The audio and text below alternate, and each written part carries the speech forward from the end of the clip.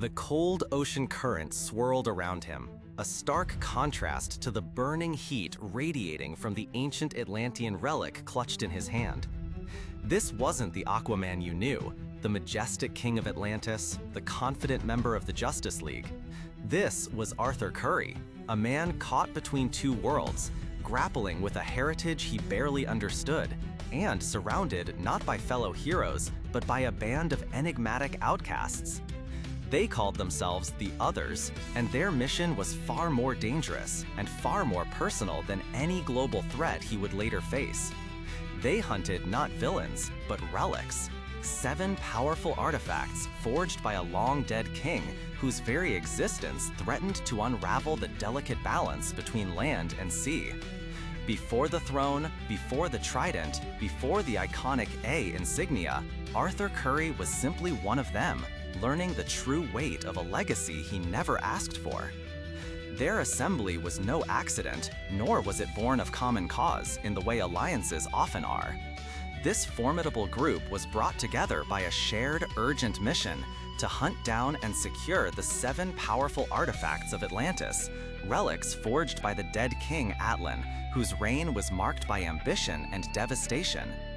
Each member of the Others was, in their own right, a master, a survivor, and, crucially, tied to one of these potent Atlantean artifacts. Imagine Vostok X, a former Soviet cosmonaut, now wielding the globe of transference, able to teleport vast distances, a power that could be both a blessing and a terrifying burden. Then there was the Operative, a man shrouded in mystery, possessing the Seal of Clarity, which granted him unparalleled insight and perception, allowing him to see truths hidden from others.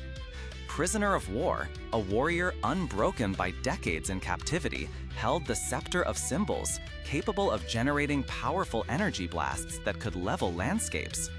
Kahina the Seer, touched by visions both blessing and curse, guided them with the Spirit Compass, an artifact that always pointed to truth and the desired objective, though the truth it revealed was often painful. And Yawara, the agile Amazonian tracker, whose fierce loyalty was matched only by her formidable skill, controlled the golden Atlantean armor, granting her enhanced strength and durability. Arthur, with his unique connection to the seas, and later his innate ability to communicate with marine life, was drawn into their orbit, often reluctantly. He was the key, the one who could bridge the gap between their disparate skills and the ancient Atlantean magic they sought to control.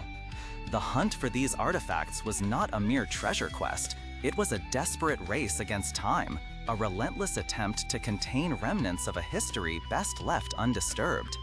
The dead king, Atlan, was no benevolent ruler. His artifacts were tools of immense destruction, remnants of a bygone era when Atlantis was a global superpower, ruthless in its ambition.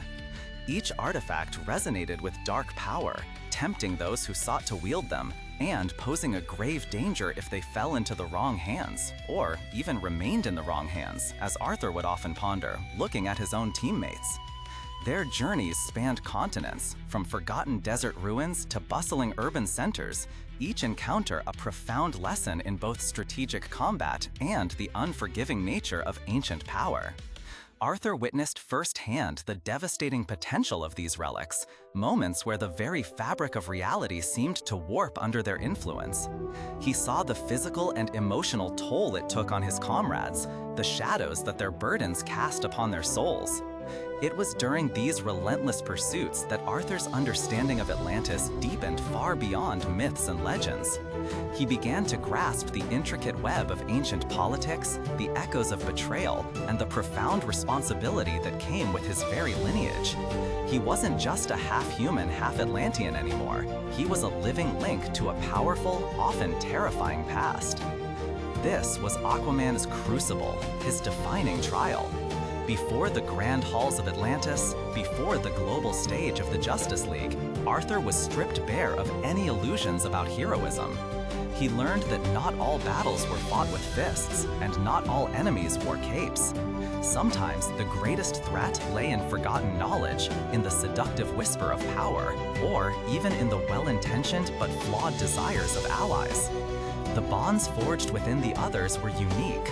They weren't formed through shared ideals of justice, but through shared burdens, shared dangers, and a shared profound understanding of isolation. They were outcasts, bound by a powerful secret, working tirelessly to contain a darkness that could consume the world. Arthur learned the true meaning of loyalty when they stood by him in impossible situations, demonstrating unwavering commitment. And he learned the bitter taste of sacrifice when their mission demanded unthinkable costs from each of them. He witnessed the human cost of Atlantean power, the ripple effects that spread far beyond the oceans, sometimes leaving indelible scars.